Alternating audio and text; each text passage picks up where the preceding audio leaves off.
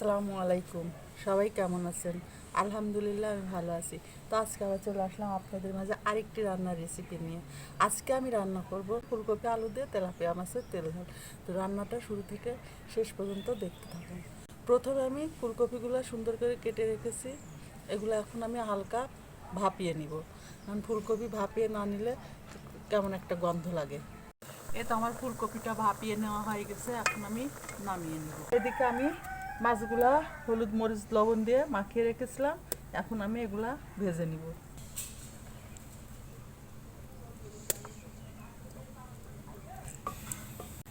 তেল গরম হয়ে গেছে, এখন আমি এক একে মাছগুলা দিয়ে দিব।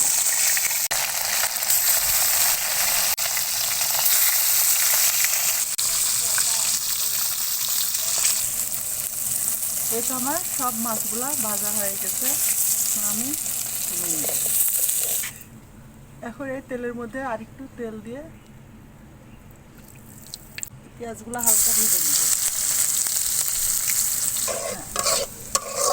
পেঁয়াজগুলো সুন্দর বাদামি কালার হয়ে গেছে, এখন আমি একসঙ্গে বেটে রাখা আদা জিরা রসুন পেঁয়াজ দিয়ে দিব।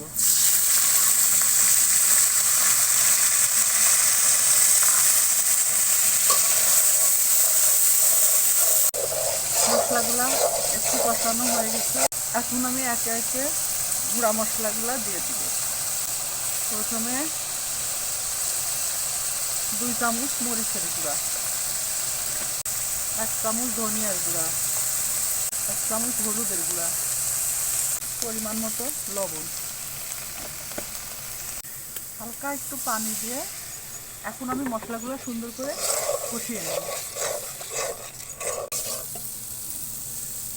মশলাগুলো সুন্দর কষানো হয়ে গেছে, এখন আমি কেটে ধুয়ে রাখা আলুগুলা দিয়ে দিব।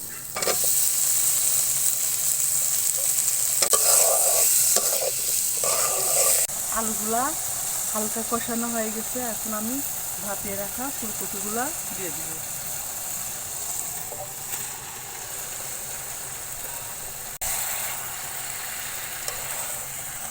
ফুলকপি আলুগুলার সঙ্গে সুন্দর করে মশলাগুলো মিশানো হয়ে গেছে, এখন আমি কিছুক্ষণ ঢেকে দিয়ে রান্না করি। তো আমার তরকারিটা সুন্দর কষানো হয়ে গেছে, এখন আমি পরিমাণ মতো ঝোলের পানি দিয়ে দেবো।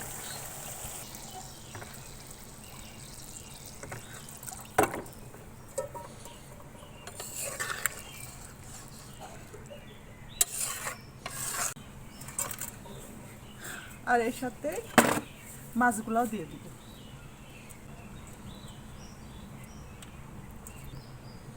এখন আমি কিছুক্ষণ ঢেকে দিয়ে রান্না করে নিব। এটা আমার তরকারিটা হয়ে গেছে, এখন আমি নামিয়ে নিব। এটা আমার তরকারিটা হচ্ছে, আমি এখন উপর থেকে ভাজা জিরার গুঁড়া দিয়ে দিব।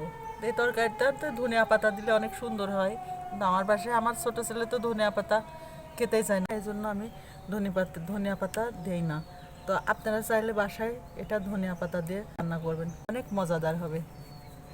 আমার রান্নাটা যদি ভালো লাগে তাহলে আপনারা অবশ্যই লাইক কমেন্ট শেয়ার দিয়ে পাশে থাকবেন, আর আমার ইউটিউব চ্যানেলটা সাবস্ক্রাইব করে দিবেন। আজকে এ পর্যন্তই, আগামীতে আরেকটা নতুন ভিডিও নিয়ে আপনাদের মাঝে উপস্থিত হব। আল্লাহ হাফেজ, আসসালামু আলাইকুম।